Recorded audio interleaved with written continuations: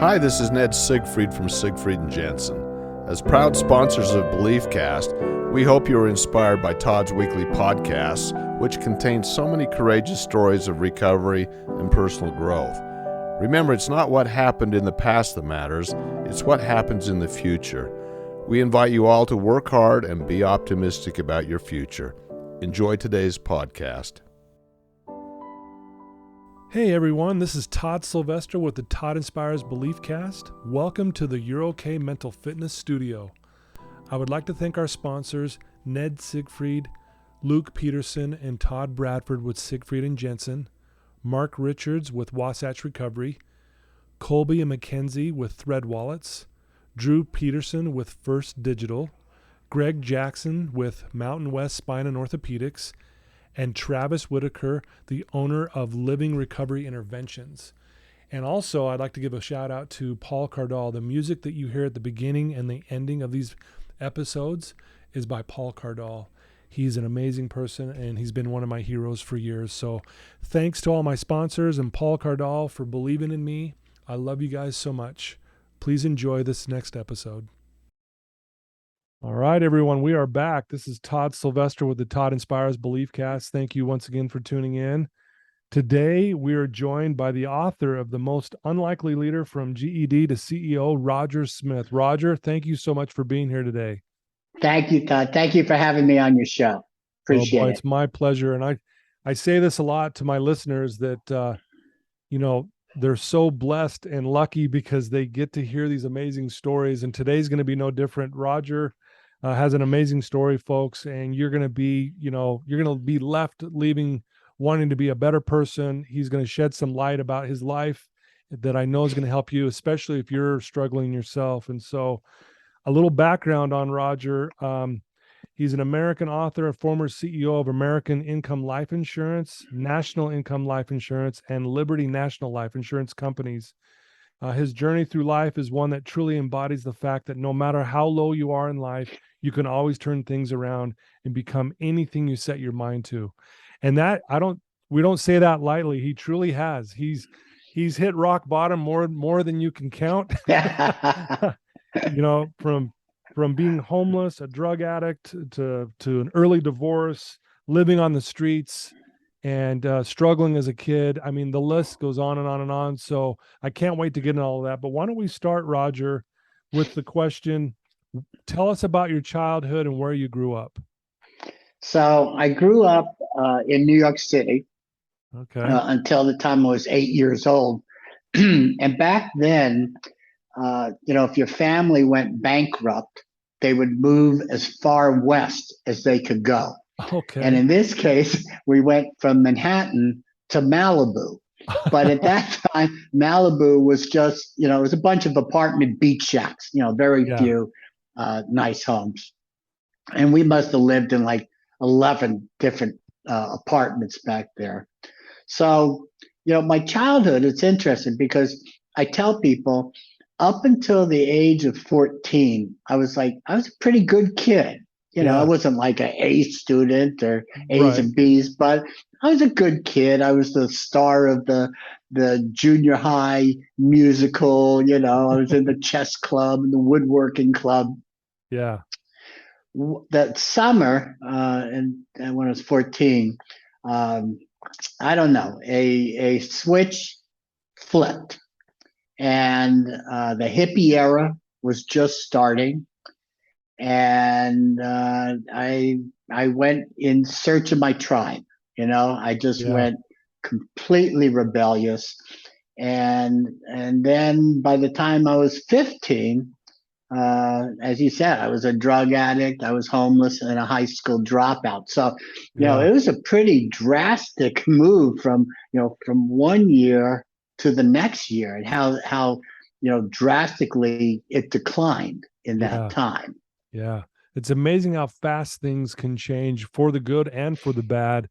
It does seem like bad seems to happen faster for whatever reason. It sure does. Right? It sure does. So how were you as a kid? Were you just kind of an adventurous type kid? Were you confident, or were you the kind of kid that kind of isolated and stayed behind the scenes?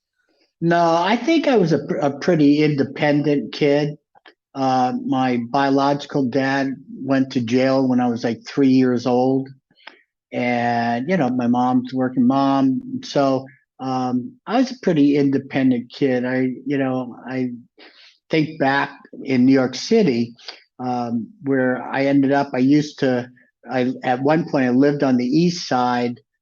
I was going to school on the east side, but we had moved to the west side. Okay. And I'd walk across Central Park with my trombone, and literally was mugged, 3 times a year, easy, my trombone stolen, the whole thing.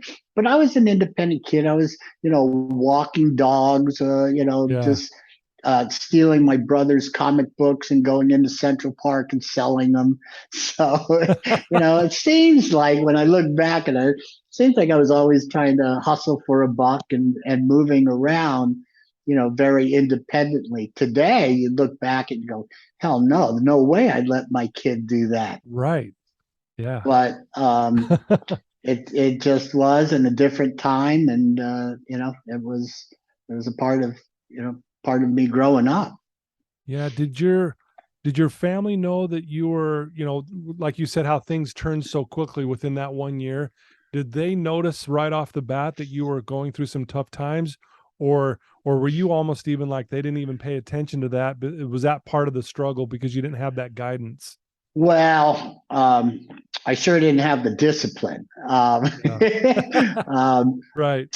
yeah, I mean, they knew what was happening. They could see what was happening, but there really wasn't anything, Todd, they could do about it. I mean, at Yeah. that point, I'd swung out. No, nobody could say anything to me. Yeah. I was on my own. I was going to do it on my own, um, and that was it. Yeah. Yeah. So no matter how much, it's an interesting thing. I don't know if I told the story in the book, but when I was like 15 or 16, my mom had my biological dad come out and talk to me Oh, because I wow. was getting in trouble. I was getting arrested, all that. Yeah. And he came out and he said, Roger, listen, you know, some kids are made for college and some aren't.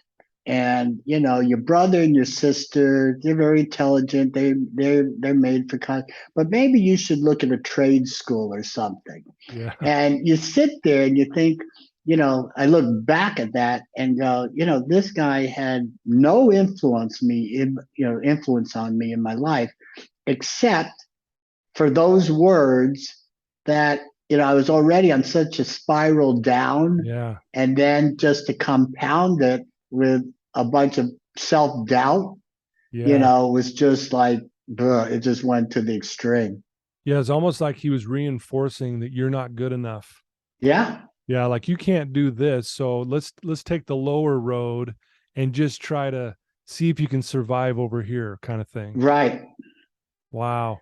Yeah, I So know. I know. It's crazy because you would think, why would I have if I didn't have anything to do with them and yeah, no emotional ties or anything, why would that mean something to me? But yeah, it does. It gets in.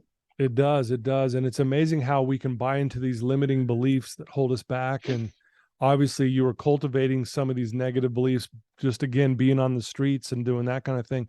Talk Yeah. about how as you moved down in life, I mean, you dropped out of high school, is that correct? Yeah. Once you dropped out, kind of just take us from there. Like you drop out of high school and talk about where that led and kind of maybe, talk about a few of these rock bottoms. And then what was the catalyst that kind of pulled you out of this? So, wow. Okay. So there was, Big as question. you say, it was. I mean, there was a lot of rock bottoms. When you don't have an education, um, everything kind of just looks pretty bleak out there. Yeah. It's not like like I said, I was homeless, a drug addict, um, and a dropout. So it's just like the prospects for a bright future really don't. They all look very bright, and you really Right. don't think that you have that much of a future. So for the next 3 or 4 years, Like I said, I was on the streets. I'd get odd jobs. Uh, I had one thing when I was like 16. My best friend and I were walking down the street in Santa Monica. He picks up a trash can, breaks the window of a pawn shop, Oh man. and uh, grabs some watches. We start running. The pawn shop owner was there, uh, told us to stop. He shot, killed my friend right there, Oh wow. and I kept running. And you would think Man. that those type of events in your life would be your bottoms, Yeah, right. but they weren't. It was just like, okay, that happened, didn't happen to me, and just keep on going, keep on surviving, because at that point, that's really what life is about, is just surviving in it. Yeah, and maybe uh that's why it clouded you from maybe feeling the loss of your friend. I mean, that's very traumatic, obviously, but yet your mindset was like, I just got to survive on these streets. yeah. And obviously we can look back on it and go, well, why didn't that wake you up? I mean, that's pretty serious, obviously. But I think you said it well, that you were just in survival mode, and what were you going to do for your next meal, and where were you going to sleep that night, kind of thing. Right. And where was I going to get my next high? Yeah. Right. I mean, it's all in there. um my mother remarried. This is my third stepfather, and he had started in the insurance business about 9 months before he came to me, and he said, "Hey, Roger, would you like to, I'd like to bring you in and teach you how to sell." Yeah. And I was thinking, man, I can't even take care of myself, but it's not like I had a bunch of options in front of me, right? Right. So, Right. so I ended up and started selling. And I tell everybody that, you know, every, whether it was sales, whether it was leadership, whether it was a CEO, these were all learned behaviors. It's Right. not like I was a natural born salesperson or a natural born leader. In fact, when I started sales, they say you give your presentation and then you get to this closing line. And when you're ready to close, you give your closing line and then you shut up, Yeah. and that the Yeah. first person who speaks, they're the ones who are going to buy, right? Yeah. So I would shut up and the back of my neck would start to shake. And Right. I literally thought that people thought that I was having some type of seizure. I mean, it was so bad. I Really. was so scared that it was insane. But but I also understood at that point that if it was easy, everybody would have it. Yeah. And in my case, nothing was going to be easy. It was going to be hard. And if it was going to be hard, then I'd better put in the work ethic and everything that it was going to take to overcome all the obstacles that I had in front of me. My problem was that I was a functioning addict, Yeah. and I was a functioning addict for 20 years. So, I wish that along the way, I wish I Yeah. could have hit bottomed earlier and Right. then went, oh, okay. But I didn't get it. And I didn't get it for like I said, many, many years. And even though I was very successful, I was the number one salesperson, I was Yeah. running my own insurance agency, even though I was very successful, none of it was sustainable. Yeah. And I would build and I would destroy, and I would Oh build man. and I would destroy, and I would build and I would destroy. And Wow. that was the story of my life for many, many years. Yeah, you say an interesting point. I think our listeners, I want to make clear, like, addicts are some of the toughest, strongest people on the planet. I mean, think about the effort and the things that we go through All right. to Hello? Oh, can you hear me? I got you. Okay, go ahead. Oh yeah. So addicts are some of the toughest people on the planet. The efforts they go into to getting their high, like you said, surviving. what you did is you took that same almost work ethic, so to speak, and you put it into sales, and that's why you were so good. But at the same time, you're building, destroying, building, destroying. I mean, Yeah. the effort it took to do all of that over and over again. I mean, believe it or not, I mean, you were training yourself to do really hard things. Yeah, no, that's interesting. The way you say it, I don't know if I've ever looked at it, but I do know that you're right. There's an extreme amount of energy that goes into being an addict, Yeah, negative energy. you're right. When you get sober, when you get clean, if you could take that same energy and just move it in a positive force, I Yep. mean, it is absolutely incredible what you can achieve Yeah. because it's the same amount. It's just one's going in one direction and one's going in the other direction. Yeah, Yeah, absolutely. absolutely.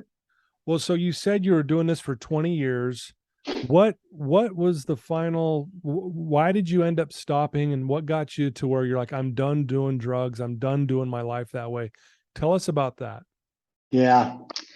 Well, my bottom was, well, first of all, about a year earlier, I had started doing crack cocaine. And that's cocaine on steroids. And I'm Right. sure you've heard the story over and over again of how that brings people to their knees. But in this case, I remember I was in a little cottage in Malibu, and I'm on all fours and I'm just sifting through the carpet looking for some little sliver of crack Wow. cocaine that I might have dropped for hours and hours and hours. And I just thought, I'd been on this roller coaster, up, down, up, down, up, down.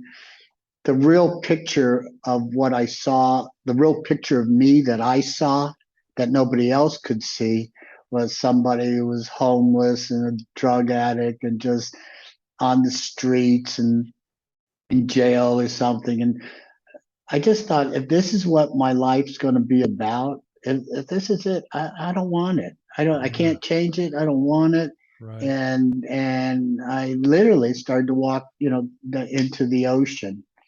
Really. And um, and and the only thing I can say is I was blessed. I didn't keep walking in.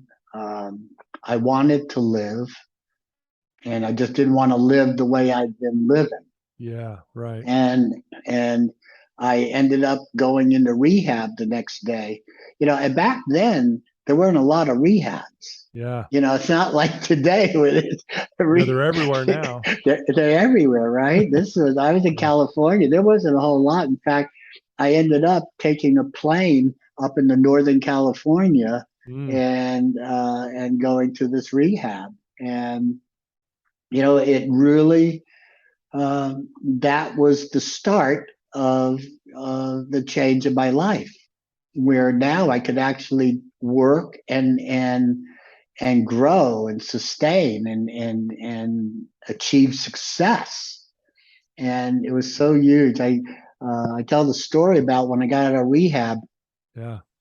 I realized that I had so many years of addictive habits that I was afraid that anything I was doing was a habit that would lead me back into relapsing or something. Right. So I ended up doing like everything different. If I put my right shoe on first, I was going to put my left shoe on first. If I brush my teeth with my right, I'm going to do it with my left hand. I mean, the simplest of things I wanted to Yeah. change because I never wanted to go back there again. I Yeah. never wanted to be that person ever again.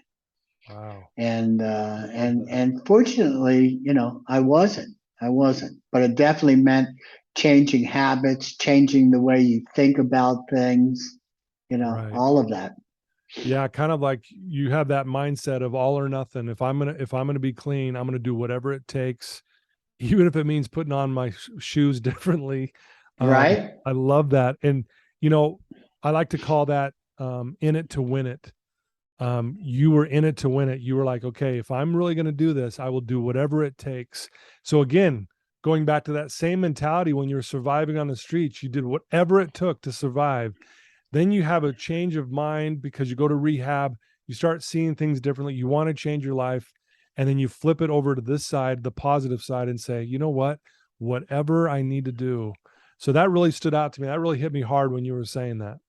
Yeah. The other thing is that it's funny. I've always had this philosophy where, we hit, well, first of all, we're told when we're young, don't ever burn the bridges behind you. Yeah. Right.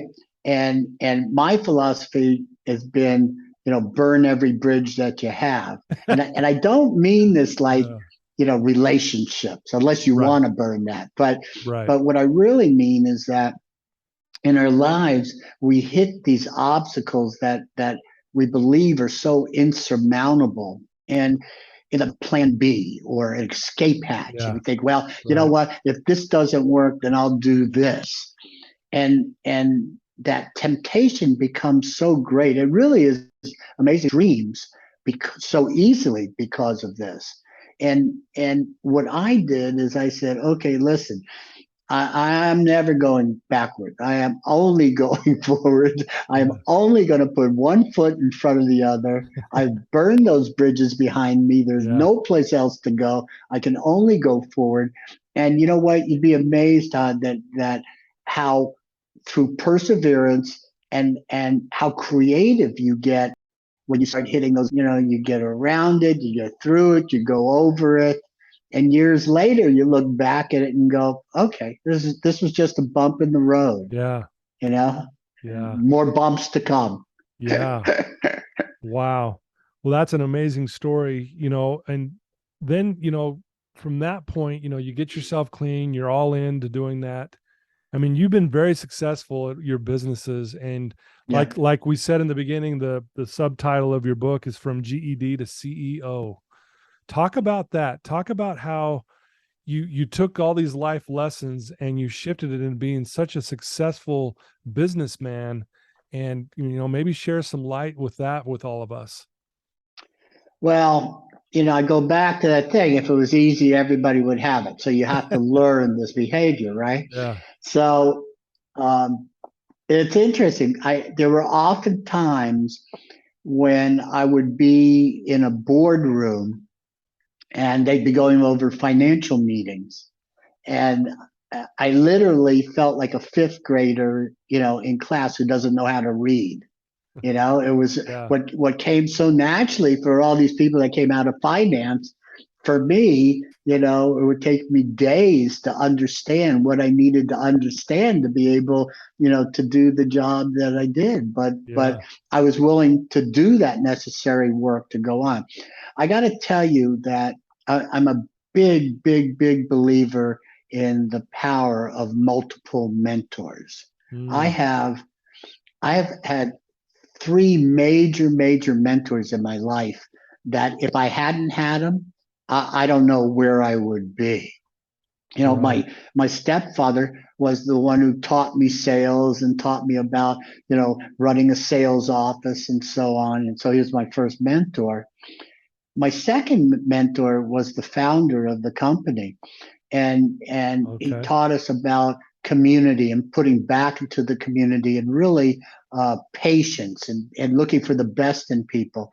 But my third mentor, who was the CEO of the holding company, he taught me a couple of things that I wish I had had earlier on in my life. And one thing he said to me is, Roger, nothing's as good as it seems, and nothing's as bad as it seems. Yeah. And I was used to riding the highs, and then Yeah. I go into the lows and these peaks and valleys. And that's kind of how I went throughout my life. Yeah. And once I understood that listen, you may be on one of the mountaintops, but it's not going to be for long. An obstacle is going to come. You're going to get knocked off. And the good news is that when you're in your lows, this too shall pass also. It's not like Yeah. you're going to stay in there. You'll Yeah. move your way up. And once I learned that, then it wasn't like, oh, these big highs and these big lows. It was just okay, just keep moving forward.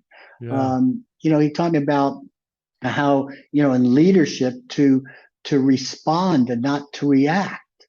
I was the type of leader. I was always putting out fires. I was yelling. I was doing, it's like, I wouldn't have followed me in the beginning of my leadership experience. Right. There's, there's a book, John Maxwell wrote called The 21 Irrefutable Laws of Leadership. Mm. And when I read that book, I realized, man, I've broken every one of those laws. It's just like, Yeah. man, but you learn, and hopefully you have mentors in your life. You have people in your life that have experienced Yeah. life and experienced business, and that they're willing to, give you that knowledge. So, but I do say it's your responsibility to find those people. Yeah. It's not their responsibility to find you. Yeah. But I that could, so that yeah. was really big in my life. Yeah, Roger, that I couldn't agree more. I've had mentors in my life that have shaped me. I always say it like this. We're always, and I think this is from like Tony Robbins, where we're standing on shoulders of giants. Yeah, And that's where I'm at.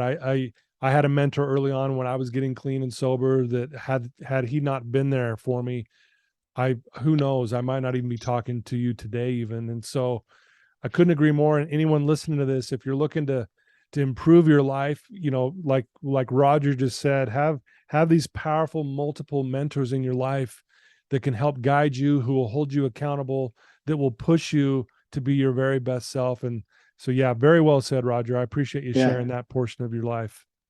for sure. Yeah. So what? So here you are now. You're living an amazing life, and you're doing a lot of good things. What is your plans to move forward? Do you have future plans? Like, you got some big things that you could share with us, or is it just like, hey, I'm going to keep my businesses going. I've written a book. I might write another book. I mean, what are your plans? Well, it's a great question, Todd. And it's something that I'm trying to figure out. Okay. I retired. I retired 5 years ago, Mm, and that was a huge transition for me, huge, because yeah. I really hadn't understood about balance. Everything was wrapped up in me being the CEO, Yeah. and and I really didn't have a balanced life. So that when I retired, if my being was the CEO and now I was no longer the CEO, what am I? Yeah. And it was a shocker. It was a Yeah. shocker, and it definitely took transitioning. I literally had a pie chart, spiritual, family, social, and philanthropy, and had to say, okay, how am I going to fill that part up in my life now? How do I Yeah. do this? I tell this funny little story that, I was used to giving a lot of speeches. I get a lot of applause, Yeah. and I was used to that. So, when I retired, I said, okay, well, how do I satisfy community, but still get applause? So Yeah. I ended up joining a community theater and started acting. Really? So yeah, I did. So it was kind of like, it's a punchline in there, but okay, now I can at least still get applause and get that Yeah. ego part stroked. Um, but but then it was my mission to write the book, Right. and that was important to me because I think there's a lot of people that for whatever reason are stuck in their lives that feel that the deck is stacked against them. They just don't have a chance of really, really, really finding that success. And I wanted to let people know that, hey, listen, I'm the epitome of what Right. shouldn't happen, and being able to achieve it. Yeah. And if this book could inspire you and motivate you and let you understand that don't worry about whatever it was in the past. Just start Yeah. moving forward in the future. Yeah. So, that was that. And now, with the podcast and everything, that's kind of keeping me busy. Yeah. But I'm not sure what that next chapter Yeah. is. Yeah. I am in the process of trying to figure that out. And when I do know, I'll let you know. Okay, that sounds good. Well, and I know you've been very successful, and people might say, well, you've earned your retirement, and go just enjoy that. But but I get that you're also a guy that likes to do things and help people. And Correct. so I get why you're trying to still figure those things out and dial Yeah. those in. Yeah. Looking back on your life, Roger, and this is a big question, I know.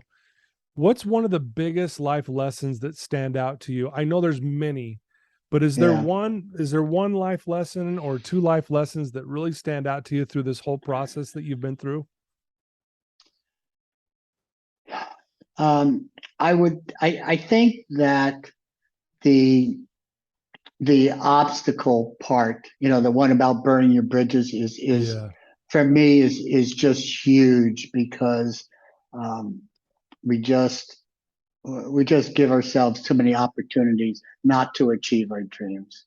Yeah. I also think that if we can understand and just kind of look at what we perceive as failure in a different type of perspective. And what happens when we think of failure, we stop making decisions, Yeah. because we're so afraid we're going to make the wrong decision, and then that's going to be failure, and how we're going to be looked upon, and you know, Yeah. I mean, I look at failure as, okay, look, this is just me finding out, learning how to move ahead in a more productive fashion. If I learn from it, I'm just, as Maxwell said, failing forward. But I Yeah. also think that if you look at that and say, listen, if I make a mistake, if I made the wrong decision, it doesn't mean you're married to it. It Yeah. just means you made the wrong decision. And if you made the wrong decision, then change it. Right. Make a new one. Listen, I often had people, when I was leading people, and they go, "Well, wait, you changed your mind on that. You said this."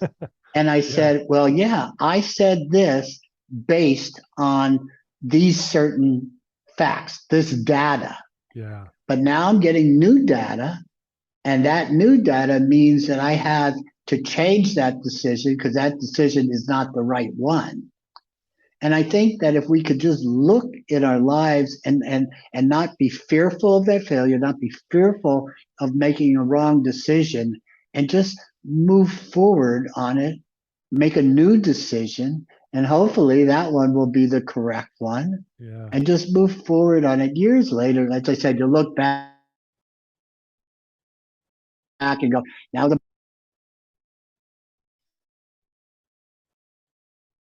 and you won't be of moving on. Yeah. No, I love that. Very well said. I appreciate you sharing that. Couple other things I wanted to bring up. You've been very successful at business, and you've had a lot of great things happen. Is there one award or one triumph that stands out the most to you? An accomplishment that just really rings out?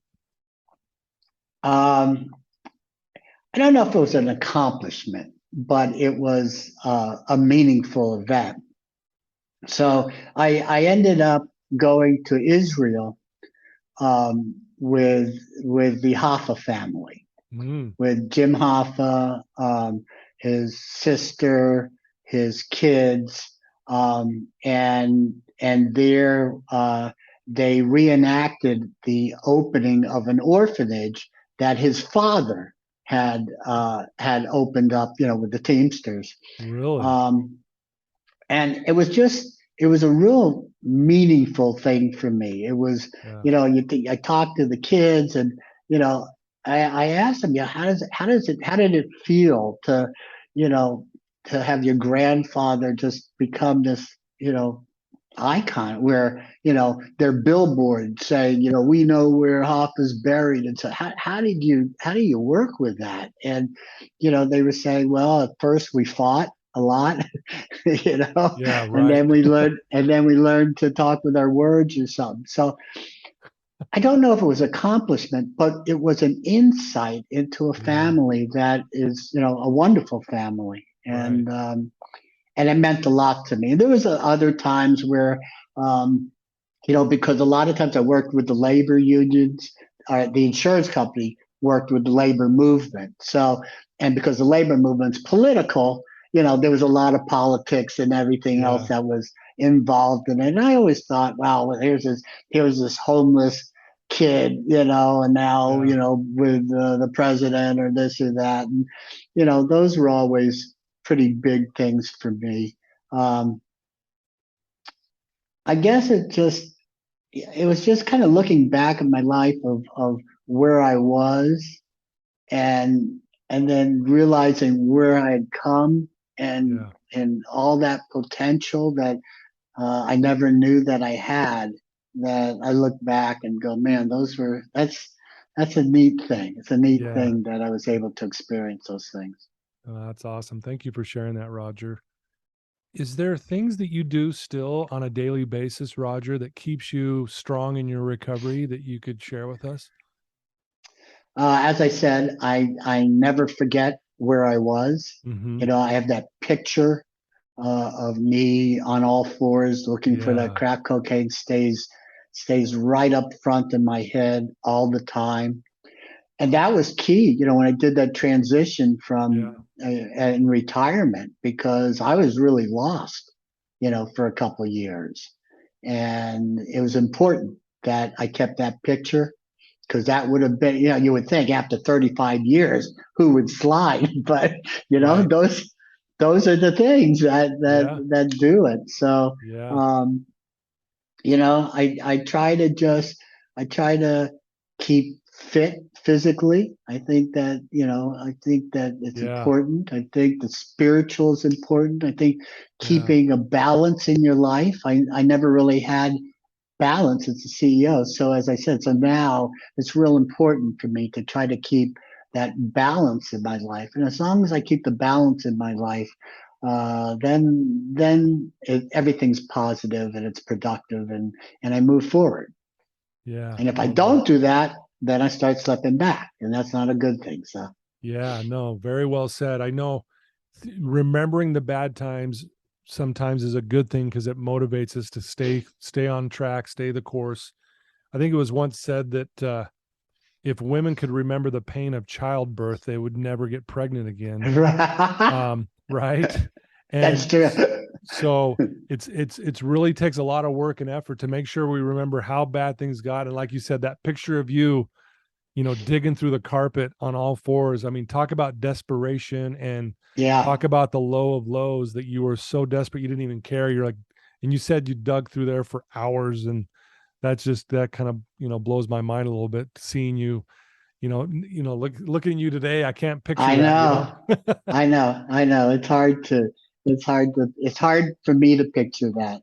Yeah. It's I've had a lot of great experiences in my life, and you know what?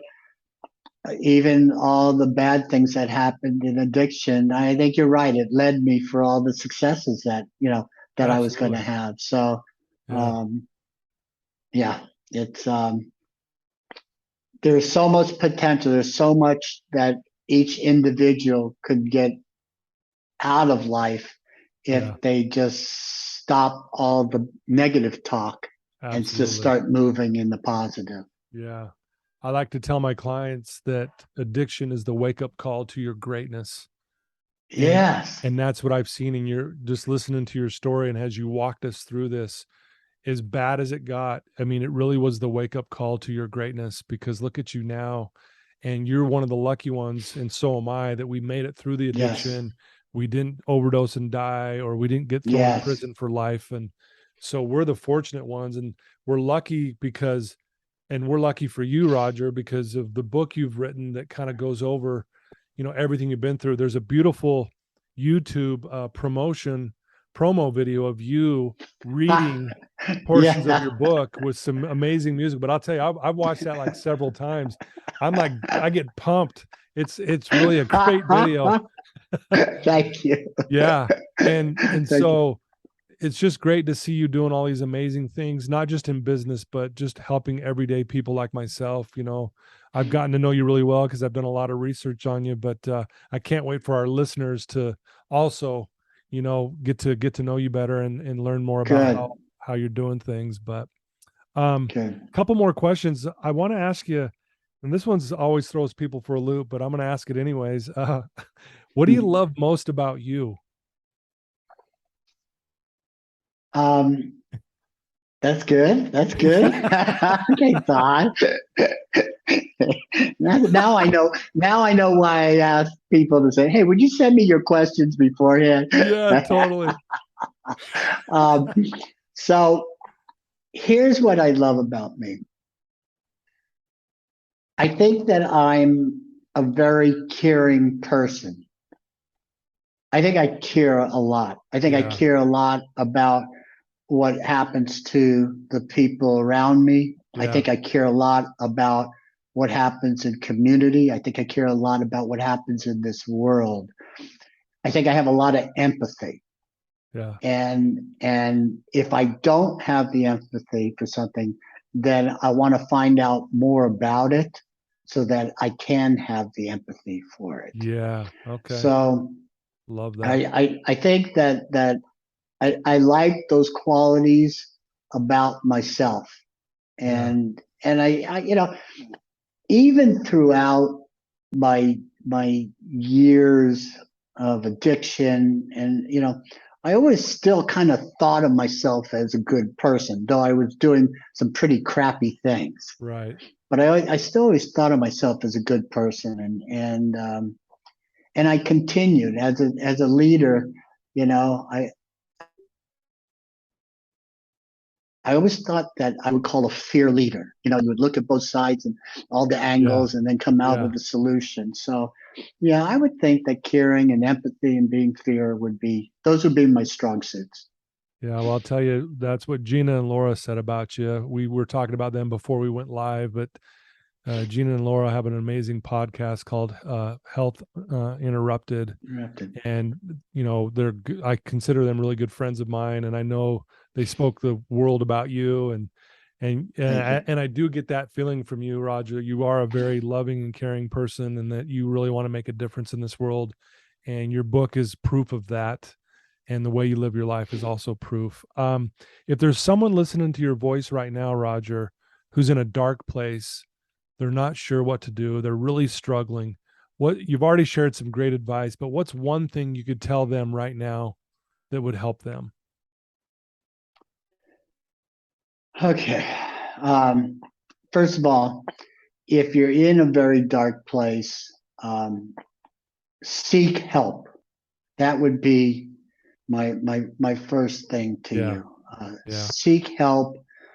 Try to surround yourself. What happens when we're in that dark place is we tend to isolate, and Yeah. right then that is the opposite of what you should be doing. So find people to surround yourself with that love you, that want to help you, Mm-hmm. and open up to them, and and then and then seek help from that point. Yeah. I like It's a that. lot easier to look at your future in a clear mind than in a fogged mind. Yeah. So the first thing you got to do is try and lift the fog, whatever it may be, Yeah. and then from that point move forward and start looking into your life and look at it optimistically, and you'll look at it with faith and with hope and all those things that will take you through all the future dark times, because there'll be more. It's not Yeah. like you got rid of it forever. Right. No, that's great advice. Thank you for sharing that. You know, I just love everything you stand for, Roger. If people want to reach out to you and they want to get a copy of your book and they want to learn more about you, what's the best place for them to do that? The best place would be on my website. That's rogersmith.me. That's rogersmith.me. And that's my website. It has all my social links on there, Okay. bio, and you can order the book directly from there, or you can go on to Amazon and just look up Roger Smith, the most unlikely leader, and order it from there. Beautiful. And I'll put all that in the show notes so everyone can just have a direct link once they listen to your Great. podcast and everything. But And please give a good review if you liked it. If you yeah, didn't like it, do what your mama said. Don't say anything. Right. Keep it to yourself. I love that. That's beautiful. I know you're a father of 5. You're married to your wife, Demi. You've got 2 dogs. You live in Florida. Is that correct? That is Yeah. correct. Yep. Yeah. Well, I'm just grateful to know you more now, Roger. And I just want to thank you for taking some time today to spend with me and our listeners and sharing your life with us. It truly is remarkable. And you really are a miracle that you're here. But I do see your greatness, like I talked about earlier, and the book's part of it, but just more importantly, the way you carry yourself. So thanks for being here Good. today. Thank you so much, Todd. Yeah, Appreciate it. you bet. Appreciate you having me on your show. Absolutely. It's been our blessing. So there you go, folks. I told you this was going to be another amazing guest, Roger Smith. It's rogersmith.me. Please reach out to him and get a copy of his book. And I'll tell you, I'm going to put some links in the show notes. You'll be able to get right to it. But also, if you have someone you know that's struggling with addiction or anything for that matter, send them a copy of this episode. Send them a link to it and tell them to listen. And then you follow back up with them and ask them if that helped them. And then maybe it opens up a conversation that can go get them some help. So I love you guys. Thanks for all your support. Thank you to my sponsors. You guys are amazing. And Roger, one last thank you to you. You're the best. Thanks for being here. Good. Thank you, Todd.